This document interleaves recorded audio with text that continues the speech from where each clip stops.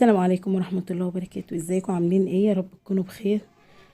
النهاردة عملنا جاكيت جديد، كارديجان طويل بالغرزة العدلة. الجاكيت كله غرزة واحدة، والزونت انا عملته بليسي. كم برضو اشتغلته بنفس الغرزة بالغرزة العدلة، اشتغلت الكم بالغرزة العدلة، واشتغلت الاكمام او الاسورة بليسي برضو، يعني بالغرزة، غرزة عدلة وغرزة مقلوبة زي ما انتم شايفين كده.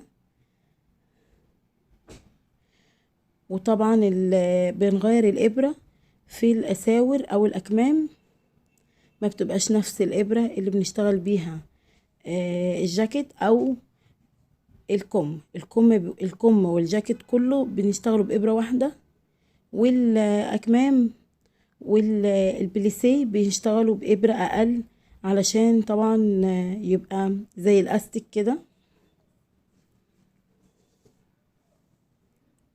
وياخد الرسمة بتاعت المعصم الكم، معصم الكم الاسورة يعني.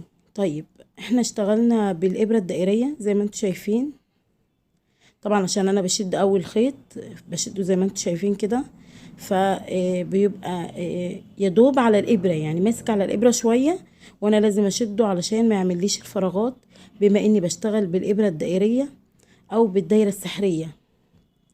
فبسيب السلك من هنا شوية، من الجنب ده ومن الجنب ده زي ما انتوا شايفين بالظبط كده، وبشتغل علشان ما يبقاش فيه فراغات في الغرزة، ولا تبقى الغرزة مش مظبوطة، يعني يبقى سطر مظبوط وسطر فيه حتت واسعة وغرزة طالعة والكلام ده لا.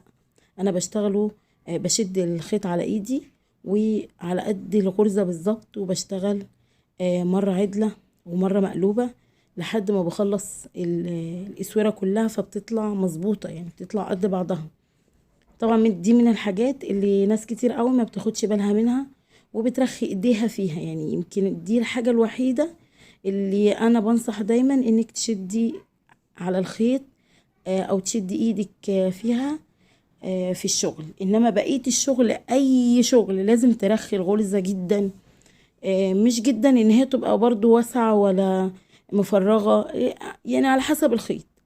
يعني انا بحب لما يبقى الخيط تخين او ارخي الغرزة، او ارخي ايدي في الغرزة. ليه بقى؟ علشان بتبقى الخيطة تخينة، فبتبقى مرتاحة واخدة وضعها. لو جيت شديت والخيط تخين الغرزة بتبقى شكلها وحش، وكمان بتبقى ناشفة، تحسوها كده متحجرة. انما لما بترخي ايدك بتاخد الغرزة ارتياح، بتبقى مظبوطة، وكل غرزة بتبقى جنب التانية مظبوطين. بالنسبة للخيط الرفيع او الخيط الوسط زي ما انا بشتغل كده، الافضل ان انتي ترخي ايدك وتخلي ايدك شدة واحدة، يعني او الارتخاء بتاع الخيط واحد، علشان تطلع الغرز كلها قد بعضها. طبعا الحاجات دي ما بتجيش يا جماعة من اول مرة ولا من تاني مرة، بتيجي بالاستمرارية. يعني انت لو قعدتي اسبوع تشتغلي هتلاقي ايدك طلعت السطر مظبوط، ولو عملتي 20 سطر هتلاقيهم كلهم شبه اول سطر. انما طبعا ما تجيش تيجي، يعني ما تجيش تبقى انت ما بتشتغليش اصلا، ومن اول ما تشتغلي او من بداية ما تتعلمي الشغل تقولي هو انا ليه شغلي مش طالع مظبوط، هو انا ليه اشمعنى انا اللي السطر ده مش متناسق مع السطر ده. لا، انت بتتدربي، فهماني؟ يعني لازم تبقي عارفة اني مرة واتنين وتلاتة، واعمل عينة واتنين وتلاتة. ويا جماعة اول حاجة الواحد بيشتغلها ايا كانت مش مظبوطة، يعني هو بيفتخر بيها، لازم يفتخر بيها وما تفكهاش، علشان تبقي عارفة انتي بدأتي ازاي والدنيا كانت ماشية معاكي ازاي ووصلتي لايه. على فكرة اذا يعني لو فكرتي بالنسبة للكروشيه او التريكو، لو فكرتي فيها هتلاقي هو انتاج يعني الواحد بيفتخر بيه. انتي بتلبسي ولادك، بتعملي حاجة في البيت، كل اللي يدخل يسألك عليها بتحسي كده بفخر وانتي بتتكلمي على شغلك وحاجة انتي صنعتيها بإيدك. طبعا. طيب بالنسبة الإبر، أنا هنا حبيت أوريلكوا الفرق. دي الإبر اللي أنا اشتغلت بيها الجاكيت. الابر طبعا شايفين سمكها تخين ازاي. ودي الابر اللي انا اشتغلت بيها البليسي بتاع الاسوره. بصوا الفرق قد ايه. طبعا واضح ان الفرق اكتر من، يعني اكتر من درجتين، يعني انا سبت درجتين فرق بين الابره دي والابره دي.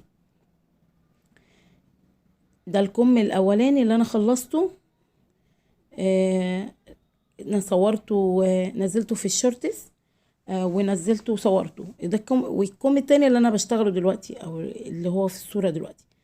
هنا بقى انا خلصت الكمين، وانا عايزه اوريكم ان الكمين طلعوا زي بعض والغرزة مظبوطة. طبعا انا ما شطبتش اي حاجة لسه، ان شاء الله نشطبها مسوا عشان برضو اوريكم الخيوط الزوايد بتختفي ازاي، وفي نفس الوقت ما بيبقاش سايب اثر وما بتبقاش شكلها وحش. بصوا هو ده اللي انا قصدي عليه بقى، التناسق في السطور. ده بيجي لما بشد في البليسيه، لازم اشد في البليسيه، لازم ايدي والخيط يبقوا مشدودين، بس تبقى الشده واحده، مش مره شد ومره رخي، لا هي الشده واحده، فبيطلع الكم زي ما انا بوريكم كده. وزي ما انتم شايفين الاسوره واحده، الكم واحد، الغرز السطور كلها قد بعضها، الكم نفس غرزة الجاكيت. بس الفرق ان هتحسوا في فرق طبعا، لان الجاكيت معمول بالطول والكم معمول بالعرض طبعا عشان اختلاف الاتجاهات. زي ما انتم شايفين طبعا في حاجات لسه انا ما خلصتهاش في التشطيب وفي الزونت بتاعه، وهبقى اصورها لكم برضو، وان شاء الله هوريكم، يعني حتى لو عملت فيديو قصير اوريكم فيه ازاي بنشطب علشان يبقى الموضوع سهل بالنسبة لكم. بصراحة الموضوع ممتع جدا وجميل، بس هو الواحد بيجيله فترة كده من الفترات، وطبعا الناس اللي بتشتغل كتير عارفين ان لازم تعدي فترات تخلي الواحد يمتنع عن التصوير.